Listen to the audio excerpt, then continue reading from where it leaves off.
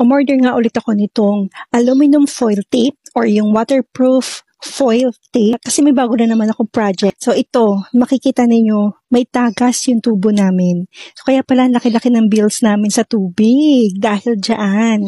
Kung matatandaan ninyo, yung nakaraan kong post is nilagay namin sa bubong yung una kong in-order. So kaya umorder ulit ako. So ayan, yung sa bubong namin, nilagay namin dyan. Ubus ka agad yun, yung tatlong rolyo. So ito, umorder ulit ako para dito naman sa bago kong project na to. So, ayan, sige, samahan nyo ako.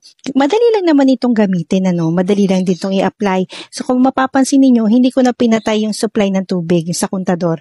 So, ginamit ko na ito directly. Maganda itong klaseng na tape na to. Kung ako sa inyo, bumibili na kayo nito. Kasi pang first aid ito sa mga ganitong mga tulo sa bahay, sa mga tagas sa tubo.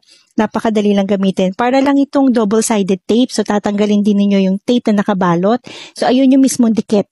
So, ayan, inilagay ko na dyan. Ako lang po yan yung gumagawa niya. Tinanggal ko na yung gloves ko kasi mahirap kasi masyado malaki yung gloves ko. So, ayan, mas madali pag yung nakakamay ka talaga. So, ayan yung unang yung tubong may tagas. So, only to find out na meron pa pala yan sa ilalim. Dalawa kasi, tatlo yung tubo po namin dyan. So, yung sa ilalim, meron pa pala. So, yun yung mas malakas yung tagas. Pero kung mapapansin niyo nawala na yung tagas dyan. Grabe, napakalaking tulong nito sa amin. Kasi nawala talaga yung tagas niya. Go na, bumili na kayo. Meron dyang yellow basket nilagay ko. Click nyo na yan and then check out na kayo kasi madaling maubos to. Go na habang nakapromo pa.